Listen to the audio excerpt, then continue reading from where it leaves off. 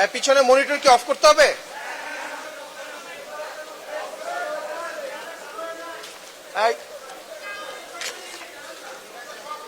আচ্ছা তার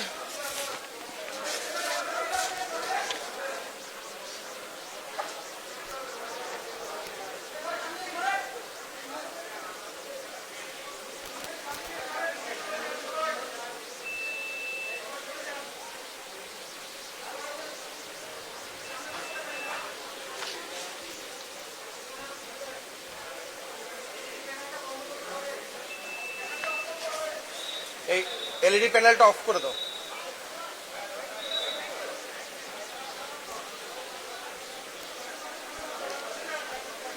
স্যার আসবেন না? ইয়া স্যার, সিও স্যার আসবে?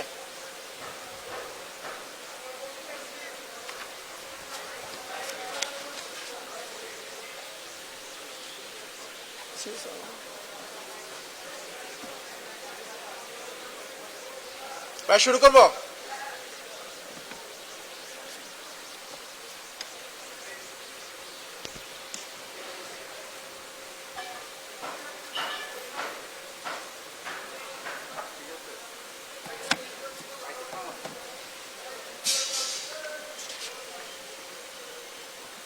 ঠিক আছে।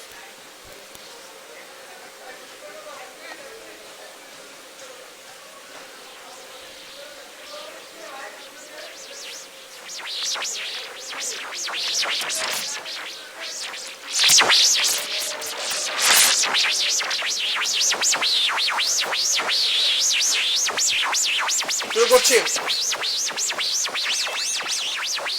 আপনারা জানেন প্রতিষ্ঠা থেকেই র্যাব মাদকের বিরুদ্ধে জোরালো অভিযান পরিচালনা করে আসছে।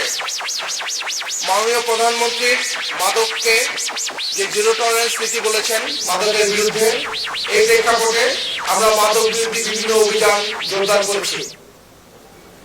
করোনাকালীন সময়েও আমরা মাদক বিরোধী অভিযান অব্যাহত রেখেছি। চলো যাই যুদ্ধে মাদকের বিরুদ্ধে এই মূল মন্ত্রে সারা দেশব্যাপী র্যাব বিভিন্ন মাদক অভিযান পরিচালনা করে আসছে। মাননীয় প্রধানমন্ত্রীর জিরো টলারেন্স নীতির আলোকে আমরা বলতে চাই, কেউ আইনের ঊর্ধ্বে নয়। যারা এই মাদকের সাথে জড়িত হবে তাদের বিরুদ্ধে আমরা আইনানুগ ব্যবস্থা গ্রহণ করব। আপনারা জানেন গত ৩রা আগস্ট ২০২১ তারিখ রাতে রাজধানীর বসুন্ধরা এলাকা হতে মিশু হাসান ও জিসানকে র্যাব গ্রেফতার করতে সক্ষম হয়। গ্রেফতারকৃতদের জিজ্ঞাসাবাদে প্রাথমিকভাবে আমরা জানতে পারি রাজধানীর গুলশান, বাড়িধারা ও বনানী সহ বিভিন্ন এলাকায় পার্টি ও ডিজে পার্টির নামে বিভিন্নভাবে অনৈতিক কার্যক্রম পরিচালিত হয়। ফলশ্রুতিতে র্যাব গোয়েন্দা নজরদারি বৃদ্ধি করে। এরই ধারাবাহিকতায় র্যাব সদর দপ্তরের গোয়েন্দা শাখা ও র্যাব ১-এর একটি আভিযানিক দল গত ৪ আগস্ট দিবাগত রাতে রাজধানীর বনানী এলাকা হতে শামসুন নাহার স্মৃতি ওরফে স্মৃতিমণি ওরফে পরিমণি এবং নজরুল ইসলাম ওরফে রাত সহ ৪ জনকে গ্রেফতার করতে সক্ষম হয়। উদ্ধার করা হয় একটি মিনিবার, পরিচালনা করার বিভিন্ন সরঞ্জামাদি সহ বিভিন্ন বিদেশি মদ ও মদের বোতল সহ ইয়াবা, সীসা, এলএসডি, আইস। প্রাথমিক জিজ্ঞাসাবাদে গ্রেপ্তারকৃতদের কাছ থেকে চাঞ্চল্যকর তথ্য উদ্ধার করা হয়। গ্রেপ্তারকৃত শামসুন নাহার স্মৃতি ওরফে স্মৃতিমণি ওরফে পরিমণিকে জিজ্ঞাসাবাদে জানা যায় পিরোজপুরের একটি কলেজ হতে এইচএসসি অধ্যয়নরত অবস্থায় ওনার ঢাকায় আগমন ঘটে।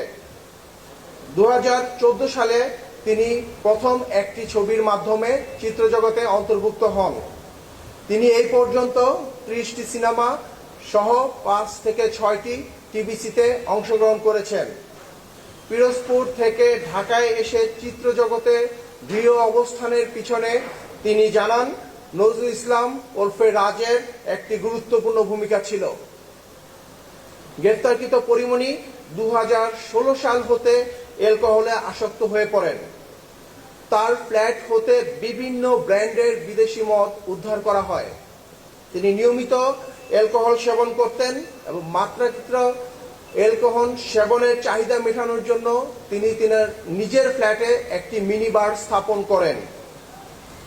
এছাড়া তিনি তেনার বারে বিভিন্ন সময় পার্টি সহ বিভিন্ন ডিজে পার্টির আয়োজন করতেন। তার এই মিনি বারে বিভিন্ন সময় নজরুল ইসলাম, রাজ সহ বিভিন্ন ব্যক্তিদের যাতায়াত ছিল।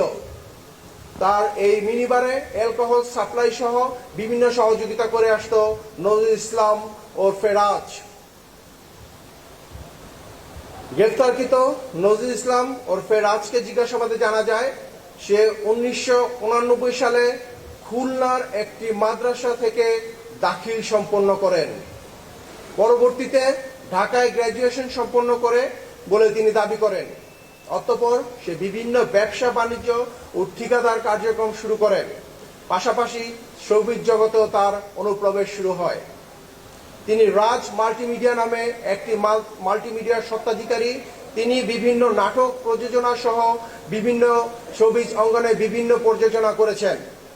ব্যবসায়িক জগৎ ও চিত্র জগৎ এই দুই ক্ষেত্রে সংযোগ থাকায় তিনি ব্যক্তিগত স্বার্থ চরিতার্থে তিনি উদ্দেশ্যপ্রণোদিতভাবে নিজের অবস্থানকে অপব্যবহার করেছেন।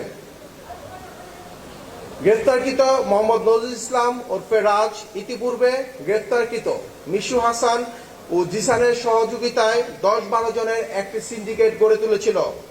উক্ত সিন্ডিকেটটি রাজধানী ঢাকার বিভিন্ন অভিজাত এলাকায়, বিভিন্ন গুলশান, বাড়িধারা সহ বিভিন্ন এলাকায় পার্টি সহ ডিজে পার্টির আয়োজন করত।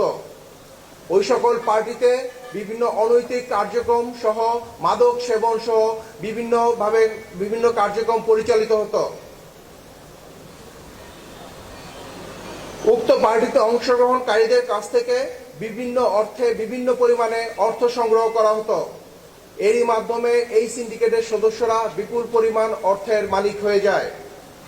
তাদের এই প্রতিটি পার্টিতে 15 থেকে 20 জন সদস্য অংশগ্রহণ করত এবং এইসব সিন্ডিকেটে থেকে যাদেরকে তারা বিভিন্ন ব্যক্তিবর্গদের তারা বিদেশে প্লেজার ট্রিপ সহ বিভিন্ন ট্রিপের আয়োজন করত। এই পার্টি আয়োজনের ক্ষেত্রে আগত ব্যক্তিদের চাহিদা ও পছন্দ অনুযায়ী পার্টি সমূহে বিভিন্ন ব্যক্তিবর্গকে পাঠানো হতো। গ্রেফতারকৃত মোহাম্মদ নজরুল ইসলাম ওরফে রাজ এর সিন্ডিকেট সামাজিক যোগাযোগ মাধ্যমের অপব্যবহার করেছে। তাদের সুদূর পরিকল্পনায় অগ্রসর হয়ে এবং নিজেদের বিভিন্ন স্বার্থ চরিতার্থে তারা এই ধরনের কাজ করত বলে জানায়। গ্রেফতারকৃত রাজ মাল্টিমিডিয়ার কার্যালয়টি অনৈতিক কাজে ব্যবহৃত হতো। গ্রেফতারকৃত রাজ জানায় সে এই জাতীয় অবৈধ আয় হতে অর্থের নামে বেনামে বিভিন্ন ব্যবসা আমদানি, ব্রেজার, বালু ভরাট ও ঠিকাদারি ও শোবিজ জগতে বিভিন্নভাবে উনি বিনিয়োগ করেছেন। তিনি বর্ণিত ব্যবসায় কয়েকজন অবৈধ অর্থের যোগানদান সম্পর্কে আমাদেরকে তথ্য দিয়েছেন। গ্রেফতারকৃতদের ব্যবসায়িক কাঠামোতেও অস্বচ্ছতা রয়েছে। গ্রেফতারকৃতদের বিরুদ্ধে আইনানুগ ব্যবস্থা প্রক্রিয়াধীন। ধন্যবাদ।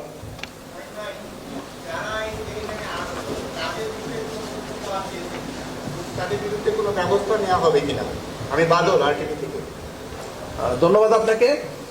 প্রাথমিক জিজ্ঞাসাবাদে আমরা বেশ কিছু গুরুত্বপূর্ণ তথ্য পেয়েছি। এই সকল পার্টি বা ডিজে পার্টিতে কারা অংশগ্রহণ করতেন এবং কারা বিভিন্নভাবে অনৈতিক কাজে লিপ্ত হতেন এই সংক্রান্ত আমরা বিভিন্ন তথ্য পেয়েছি। এই ধরনের তথ্যগুলো উদ্দেশ্য প্রণোদিত কিনা সেটাও যাচাই বাছাই করা হচ্ছে। যাচাই বাছাই পরবর্তীতে তাদের বিরুদ্ধে প্রয়োজনীয় ব্যবস্থা গ্রহণ করা হবে। আমরা তদন্ত করছি, তদন্তের স্বার্থে এখন আমরা আপনাদেরকে বলছি না। আমি আমার বাড়ি থেকে বলছিলাম মহিন ভাই, আমি আমার বাড়ি থেকে কাজ করি, আমি হাফিজুর রহমান ভাই। এখানে কোন কোন মডেল এটার সাথে জড়িত আছে আপনারা কি এখন পর্যন্ত কোনো লিস্ট পেয়েছেন কিনা? আমি একইভাবে বলতে চাই, এই সকল পার্টি বা ডিজে পার্টিতে কারা কারা অংশগ্রহণ করতেন তাদের সম্পর্কে আমরা কিছু তথ্য পেয়েছি। যেহেতু তথ্যগুলো আমাদেরকে আসামি কর্তৃক দেওয়া হয়েছে, সেই সঙ্গে এই সকল তথ্যগুলো উদ্দেশ্য প্রণোদিত কিনা এগুলো যাচাই বাছাই করার প্রয়োজন রয়েছে। এগুলো আমরা যাচাই বাছাই করছি এবং আমরা পরবর্তীতে তদন্ত করে আমরা আপনাদেরকে বিস্তারিত বলতে পারবো। শারমিন বিহা, এটিএন বাংলা থেকে। আচ্ছা, এই মাদকগুলো যারা সরবরাহ করতো, কারা করতো, তাদের বিরুদ্ধে কি ব্যবস্থা নেবেন? আমি আমার বক্তব্যে বলেছি যে এই মাদকগুলো যারা ওনাকে সরবরাহ করতেন এদের মধ্যে মধ্যে নাজমুল ইসলাম রাজও একজন। পাশাপাশি আমরা আরো কিছু ব্যক্তিবর্গের তথ্য পেয়েছি যে এখানে কিন্তু মাদকের পরিমাণ কম নয়। এখানে তার মাদকের আমরা যেটা বলেছি 120টি বোতল আগে ব্যবহৃত পেয়েছি, এবং স্মৃতিমণির বাসায়, যেটা পরিমণি, ওনার বাসায় আমরা 19টি বিদেশি বোতলও পেয়েছি। তো এই সংক্রান্ত বিভিন্ন তথ্য আমরা পেয়েছি, এদের মধ্যে রাজও একজন। পাশাপাশি আরো কিছু ব্যক্তির তথ্য আমরা পেয়েছি। আমরা, আপনারা জানেন, গতকালকে আমরা গ্রেফতার করেছি মিশু হাসান, জিসান, এদের কাছ থেকে এই সম্পর্কিত কিছু তথ্য সংশ্লিষ্টতা পেয়েছি। সামগ্রিকভাবে আমরা তদন্ত করে দেখছি, যেটা পরবর্তীতে আমরা আপনাদেরকে জানাতে পারবো। কি কি মামলা হবে? এখন পর্যন্ত আমরা যে তথ্যগুলো পেয়েছি, স্মৃতিমণি ওরফে পরিমণির বিরুদ্ধে মাদক নিয়ন্ত্রণ অধিদপ্তরের যে মাদক আইনে মামলা হবে। আমরা রাজের বিরুদ্ধে মাদক নিয়ন্ত্রণ আইন, পাশাপাশি আমরা কিছু ডিজিটাল কন্টেইন, যেটা পর্নোগ্রাফি রিলেটেড পেয়েছি, সেই সম্পর্কিত মামলা প্রক্রিয়াধীন। মহিন ভাই, আমি জয়নাল, আমি আনন্দ টিভিতে কাজ করি। আমার প্রশ্নটি হচ্ছে, রাজ মাল্টিমিডিয়া যেহেতু বিভিন্ন ধরনের অনৈতিক কাজ হতো, সেক্ষেত্রে কি এটি কি সিলগালা করা হবে কিনা? প্রাথমিক জিজ্ঞাসাবাদে আমরা জেনেছি নজরুল ইসলাম রাজ, তার যে প্রযোজনার যে কেরিয়ার, এটি শুরু হয় 2014 সালে। তখন তার নিজের নামে কোনো মাল্টিমিডিয়া ছিল না। সে বিভিন্ন নামে বেনামে বিভিন্ন নাটক সহ বিভিন্ন নাটক এবং মিডিয়া যে মুভি, সেগুলো উনি প্রযোজনা করে আসছিল। পরবর্তীতে আমরা জেনেছি 2018 সালে তিনি এই রাজ মাল্টিমিডিয়াটি উনি কার্যক্রম শুরু করেন, যার মাধ্যমে তিনি ইতিমধ্যে 2টি সিনেমা প্রযোজনা করছেন। এবং এই রাজ মাল্টিমিডিয়ার যে অফিস আমরা পেয়েছি, সেই অফিসে আমরা নিয়মতান্ত্রিকভাবে গতানুগতিক যে নিয়ম, র্যাব অভিযান পরিচালনা করার ক্ষেত্রে যে র্যাবের একটি গোয়েন্দা দল থাকবে, আভিযানিক দল থাকবে এবং র্যাবের ম্যাজিস্ট্রেট থাকবে, তাদের মাধ্যমে আমরা গতানুগতিকভাবে অভিযান পরিচালনা করেছি। এবং এখন পর্যন্ত আমরা সেই মামলার সাথে এই অভিযানে যে তার অফিস, সেটিও তার সাথে অন্তর্ভুক্ত আছে।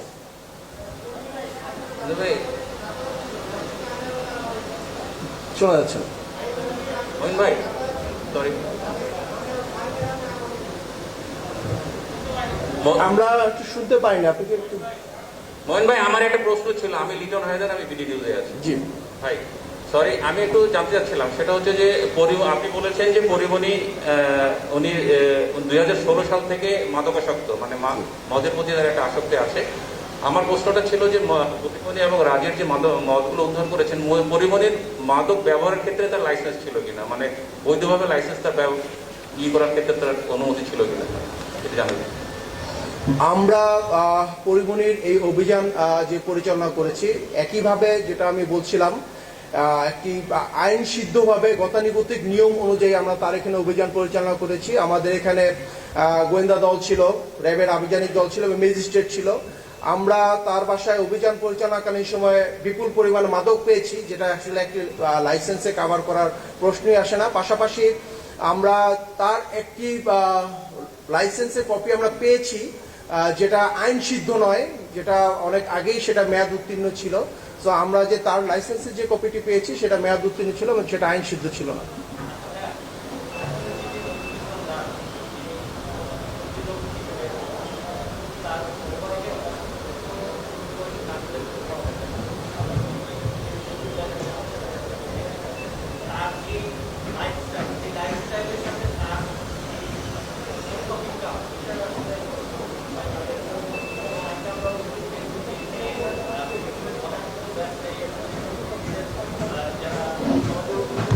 মানুষজন রয়েছে, তাদেরকে টার্গেট করে তাদের কাছে এই ধরনের এই যে উঠতি বয়সী যে নারী আছে, তাদেরকে এভাবে বিভিন্ন কাজে, অনৈতিক কাজে ব্যবহার করতো, এটা আসলে কতটুকু সত্যতা পেয়েছে? ধন্যবাদ আপনাকে। আপনার মতো আমরাও বিভিন্ন সামাজিক যোগাযোগ মাধ্যমে, বিভিন্ন গণমাধ্যমে শুনেছি যার বিভিন্ন অনৈতিক কার্যকলাপের কথা। পাশাপাশি সে ব্যবসার সাথে তার শ্রমিক অঙ্গনকে সে সম্মিলিতভাবে সে বিভিন্ন অনৈতিক কার্যক্রম পরিচালিত করে আসছিল। সে বিভিন্ন ব্যক্তিবর্গকে, যারা উচ্চাকাঙ্ক্ষী ছিল, যারা উচ্চবিলাসী ছিল, তাদেরকে মিডিয়া জগতে পপুলার করার ক্ষেত্রেও তার অনেক অবদান ছিল। এই কাজটি সে কিছু কিছু ক্ষেত্রে নৈতিকভাবে এবং অনৈতিকভাবে করেছে, এই সম্পর্কিত আমরা তথ্য পেয়েছি। পাশাপাশি তাকে জিজ্ঞাসাবাদেও আপনার যে বক্তব্য সেই অনুযায়ী তাকে জিজ্ঞাসাবাদেও আমরা বিভিন্ন তথ্য পেয়েছি যে বিভিন্ন উঠতি বয়সী যারা নিজেদেরকে সফল হতে চায় বা উচ্চাকাঙ্ক্ষী যারা মিডিয়া জগতে নিজের অবস্থান তৈরি করতে চায় তাদেরকে সে তাদের স্বার্থ চরিতার্থে সে সহযোগিতা করেছে, এরকম বিভিন্ন তথ্য আমরা পেয়েছি। পাশাপাশি আমরা তার কাছ থেকে যে ডিজিটাল কন্টেন্ট জব্দ করেছি সেখানে আমরা যেটা আমরা আপনাকে বলেছি যে তার বিরুদ্ধে আমরা ডিজিটাল পর্নোগ্রাফি অ্যাক্টে তার বিরুদ্ধে মামলা প্রক্রিয়া দিই। বিভিন্ন ধরনের অবৈধ বা অনৈতিক কিছু আমরা ভিডিও বা কিছু কন্টেন্ট পেয়েছি যেটা আমাদের তদন্তের স্বার্থে এখন আমরা আপনাদেরকে বলছি না, বাট তার এই সকল যে কৃতকর্ম বা অনৈতিক কার্যক্রম এগুলোর বিরুদ্ধে আমরা আইনানুগ ব্যবস্থা নিচ্ছি এবং এগুলো সবকিছুই আমরা মামলার আওতায় নিয়ে আসছি। মঈন ভাই, আপনি বলেছেন যে জিসান, নজরুল, মিশুর নেতৃত্বে 10 থেকে 12 জন একটি সিন্ডিকেট তৈরি করেছে যারা হচ্ছে রাজধানীর আবিজিত এলাকায় পার্টি করে, এখানে বিভিন্ন জনকে নিয়ে যাওয়া হয়, এটার মাধ্যমে অর্থ উপার্জন হয়। এই পার্টির যেই নারীরা থাকে তাদের মধ্যে পরিমণি, পিয়াসা এবং মোয়াত থাকে কিনা এই সিন্ডিকেটের সেই সব পার্টিতে? আমরা তাদেরকে যেটা বলতে চেয়েছি সেটা হচ্ছে যে আমরা অনেকের প্রশ্ন থাকতে পারে যে আমরা এখানে কেন অভিযান চালালাম। আমাদের মেইন সূত্রটি ছিল আমরা গত 3রা আগস্ট যে জিসান এবং মিশু হাসানকে গ্রেপ্তার করেছি তাদের কাছ থেকে সুনির্দিষ্ট অভিজাত এলাকার কিছু সুনির্দিষ্ট বারের সন্ধান পেয়েছি, কিছু ফ্ল্যাটের সন্ধান পেয়েছি যেখানে অবৈধ ভাবে মিনি বারের মাধ্যমে অবৈধ কার্যক্রম পরিচালনা করে আসছিল, মাদক নেওয়া হচ্ছিল এবং বিভিন্নভাবে ডিজে সহ বিভিন্ন পার্টির আয়োজন করা হচ্ছিল। এর মধ্যে আমরা এই সূত্র ধরেই আমরা এই অভিযান পরিচালনা করেছি। পাশাপাশি আমরা আরো কিছু যে বার বা কিছু ফ্ল্যাটের সন্ধান আমরাও পেয়েছি, সেগুলো তথ্যগুলো আমরা যাচাই বাছাই করছি এবং সেগুলো তথ্য অনেক ক্ষেত্রেই উদ্দেশ্য প্রণোদিত হয়ে থাকতে পারে। আমরা এই তথ্যগুলো যাচাই বাছাই করে পরবর্তীতে আমরা অভিযান পরিচালনা করব।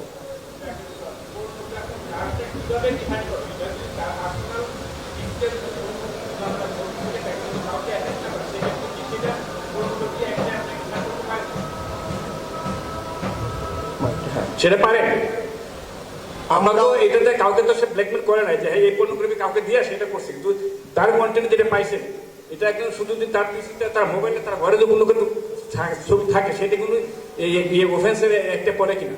প্রাথমিক জিজ্ঞাসাবাদে বা বিভিন্ন অভিযুক্তের বক্তব্য অনুযায়ী পাশাপাশি মিশু হাসান এবং জিসানের বক্তব্য অনুযায়ী আমরা জেনেছি তার মোবাইলে বা তার কাছে যে বিভিন্ন সময় বিভিন্ন উঠতি বয়সী মানুষের কন্টেন্ট ছিল, এই কন্টেন্টগুলো সে উদ্দেশ্য প্রণোদিতভাবে, আমি আমার বক্তব্যে বলেছি উদ্দেশ্য প্রণোদিতভাবে সে ব্যবহার করেছে বিভিন্ন সময়, যেটা অনেক ক্ষেত্রেই তার নিজের স্বার্থ চরিতার্থে, অনেক ক্ষেত্রেই কোনো ইন্ডিভিজুয়ালি কারো স্বার্থ চরিতার্থে ব্যবহার করা হয়েছে। সেই ক্ষেত্রে আমাদের যারা আইনজ্ঞ আছে, এটা আইন সিদ্ধ কিনা তারা এটা পর্যালোচনা করেছে। এই পর্যালোচনার প্রেক্ষিতে আমরা তাদের বিরুদ্ধে এই অভিযোগ থানায় উপস্থাপনের মাধ্যমে তাদের বিরুদ্ধে মামলা দায়ের করা হবে। পার্টিকুলারলি পরিমণিরটা তো আপনার একটা ভিকটিম লাগবে, এরকম ভিকটিম পাইছেন আপনারা? পরিমণিরটা ভিকটিম লাগবে কি জন্য? এগুলো যদি পর্নোগ্রাফি করে, আমরা পরিমণির বিরুদ্ধে কোনো পর্নোগ্রাফি অ্যাক্ট বলা হয়নি, পরিমণির বিরুদ্ধে বলা হয়েছে মাদক নিয়ন্ত্রণ অধিদপ্তরের যে আইন সেটা অনুযায়ী মামলা দায়ের করা হচ্ছে। জি, নেক্সট। আর কিছু?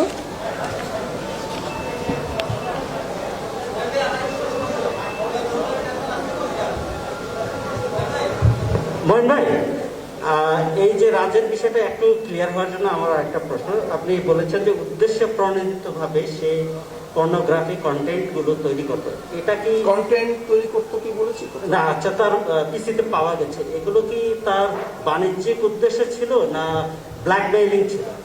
সেটাই আমরা বলেছি যে প্রাথমিকভাবে আমরা জিজ্ঞাসাবাদে তার যে বিভিন্ন বক্তব্য আমরা পেয়েছি সেটি সে যেগুলো বলেছে তার বক্তব্যের সাথে যারা ভুক্তভোগী তাদের বক্তব্য যাচাই বাছাই করা হচ্ছে। পাশাপাশি তার যে বক্তব্য সেটা উদ্দেশ্য প্রণোদিত কিনা, সে কাউকে ফাঁসানোর জন্য বলছে কিনা বা কোনো ব্ল্যাকমেইল করার জন্য বলছে কিনা, এটাও আমরা তদন্ত করছি। এই তদন্ত করার পরে সার্বিকভাবে আমরা আপনাদেরকে বিস্তারিত বলতে পারবো এবং সার্বিকভাবে প্রমাণ হওয়ার পরেই তার বিরুদ্ধে আমরা মামলা রুজু করবো। মঈন ভাই, আমি সাদ্দাম হুসাইন। পরিমণির বাসায় যে মাদক দ্রব্যগুলি পাওয়া গেছে এতে মনে হচ্ছে তার বাসাও একটা মিনি বার হিসাবে ইউজ হতো। এক্ষেত্রে আপনারা গতকাল থেকে এখন পর্যন্ত যে প্রাথমিক জিজ্ঞাসাবাদ করেছে সেখানে কি পরিমণি আপনাদের কাছে এটা স্বীকার করেছে কিনা যে বিভিন্ন সময় তার বাসায় এই ধরনের মাদকের পার্টি হতো কিনা? আমি আপনাদেরকে বলেছি, আমার বক্তব্যেই বলেছি যে আমরা তার বাসায় যে একটি মিনি বার পেয়েছি, যেটা আইন সিদ্ধ নয়। কারো ব্যক্তিগত বাসায় একটি মিনি বার থাকতে পারে না। তার এই যে তার বাসায় যে মিনি বার থাকাটা, এটা আইন সিদ্ধ নয়। পাশাপাশি উনি আমাদেরকে প্রাথমিক জিজ্ঞাসাবাদে বলেছেন যে উনি অনেক ক্ষেত্রেই, যেহেতু উনি একটু অতিমাত্রায় মাদকাসক্ত মাঝে মাঝে ছিলেন, অনেক ক্ষেত্রেই অতিমাত্রায় অ্যালকোহল গ্রহণ করতেন। এই জন্য উনি ওনার প্রাথমিক জিজ্ঞাসাবাদে বলেছেন যে উনি তার বাসার ফ্ল্যাটে এই ধরনের বার উনি মেনটেন করে গিয়েছেন। পাশাপাশি আমরা রাজের বক্তব্যে আমরা জেনেছি যে বিভিন্ন সময় এই বারে তারা ডিজে পার্টি সহ বিভিন্ন পার্টির আয়োজন করতো, যেখানে রাত সহ তাদের বিভিন্ন লোকজন এই বারগুলোতে উপস্থিত থাকতেন। মঈন ভাই, আসসালামু আলাইকুম। মঈন ভাই, একটা প্রশ্ন আছে। আমি মাসুদ রাহান পলাশ। গতকালকে যখন দেখলাম যে পরিমণি ফেসবুক লাইভে আসলেন, এসে তিনি জানালেন যে তার বাড়িতে কারা যেন আসছে, তাকে হত্যা করতে আসছে। ঠিক এরকম একটা পরিস্থিতিতে তিনি ফেসবুক লাইভে বললেন যে আইন শৃঙ্খলা বাহিনী যদি এসে থাকে তারা কেন পরিচয় দিচ্ছে না। তারপরে বললো যে সাদা কালো পোশাকে আসছে, এসে তাকে মানে তার আসলে ডাকাত শব্দটাও সে উচ্চারণ করছে। তো এরকম একটা সরকারি বাহিনীকে নিয়ে ফেসবুকের মতো একটা জায়গায় অপপ্রচার এবং সরকারি কাজে বাধা দান, এই ব্যাপারে আপনাদের কোনো বক্তব্য বা তার বিরুদ্ধে আসলে কোনো ব্যবস্থা নেওয়ার সুযোগ আছে কিনা? প্রথমত, উনি লাইভে এসে কেন এই ধরনের বক্তব্য প্রদান করলেন, তার আসলেই কোনো উদ্দেশ্য আছে কিনা, এবং কেন উনি এই বিভ্রান্তকর তথ্য প্রদান করলেন, এটাও আমরা তদন্ত করে দেখছি। কারণ র্যাব যখন অভিযান পরিচালনা করে, গতানুগতিকভাবে র্যাবের গোয়েন্দা শাখা থাকে, র্যাবের আভিযানিক দল থাকে এবং র্যাবের ম্যাজিস্ট্রেট ছিল।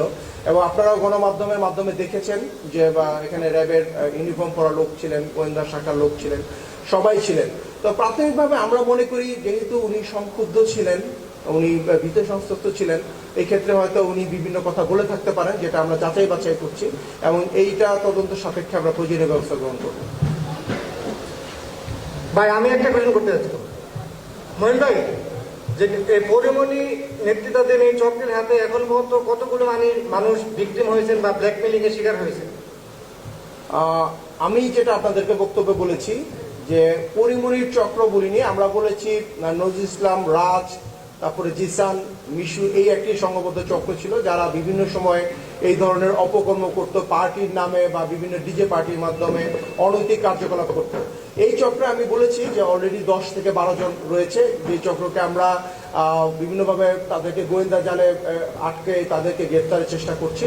পাশাপাশি এই চক্রের মাধ্যমে কেউ প্রতারিত হয়েছে কিনা এই সম্পর্কে বিভিন্ন তথ্য আমরা পেয়েছি। বাট আমি বারে বারে আপনাদেরকে বলছি যে এই তথ্যগুলো উদ্দেশ্য প্রণোদিত কিনা বা কারোর স্বার্থ চরিতার্থ করার জন্য কিনা, এটার জন্য আমাদের তদন্ত প্রয়োজন। যে তদন্তগুলো আমরা করছি, এই তদন্ত পরবর্তীতে আমরা আপনাদেরকে ডিটেলস বলতে পারবো। আরেকটা প্রশ্ন আছে। Last question. হ্যাঁ, আরেকটা কোশ্চেন হচ্ছে মঈন ভাই, যে আপনারা যখন পরিমণির বাসা থেকে বিভিন্ন মাদক দ্রব্য উদ্ধার করেছেন, এর মধ্যে আমরা দেখতে পেয়েছি যে অতি সম্প্রতি যে মাদকটি আমাদের দেশে এসেছে, এলএসডি এবং আইস, এই ধরনের মাদকও রয়েছে। তো আপনারা তদন্তে কি পেয়েছেন? এই মাদকগুলোতে সে কতদিন ধরে আসক্ত বা কাদের কাছ থেকে সে এগুলো সংগ্রহ করত? ধন্যবাদ। ধন্যবাদ আপনাকে। আমি প্রথমে আমার বক্তব্যে বলেছি যে নায়িকা পরিমণি উনি 2016 সাল থেকে উনি নিয়মিত মাদক সেবন করতেন এবং পরবর্তীতে বিভিন্ন সময়ে উনি বিভিন্ন ধরনের মাদক সেবন করেছে এবং এটাই হচ্ছে বক্তব্য। ওনার বাসায় আমরা যা পেয়েছি এটাই উপস্থাপন করে উনি বলেছেন যে এটা বাসায় ছিল। Last question. আমি রাহা, গ্লোবাল টেলিভিশন থেকে। আপনি বলছিলেন যে পরিমণির এবং রাজে তারা যে মাদক পেয়েছেন এবং যে পার্টির আয়োজন করত সেটা ফান্ডিং কারা করতো, এরকম কোনো তথ্য আপনারা পেয়েছেন কিনা? আমি আপনাকে বলেছি যে এই সকল যে পার্টি আয়োজন করা হতো, এই সকল পার্টি থেকে বিপুল পরিমাণ অর্থ তারা উপার্জন করত। রাজ সহ যে সিন্ডিকেটকে আমরা বলেছি, জিসান, মিশু হাসান, এই চক্রটি বিপুল পরিমাণ অর্থ তারা সংগ্রহ করতো এবং যেটা পরবর্তীতে তারা বিভিন্ন ব্যবসার কাজে ব্যবহৃত করত। এই চক্রের যারা বিভিন্নভাবে তাদেরকে অর্থ দিয়েছে, আমি সেটাও বলেছি যে তারা বলেছে যে তারা কাদের কাছ থেকে অর্থ নিত এবং কারা এখানে সংশ্লিষ্ট ছিল। এই সংক্রান্ত তথ্য আমরা পর্যালোচনা করছি, পরবর্তীতে আমরা আপনাদেরকে বলবো। ধন্যবাদ।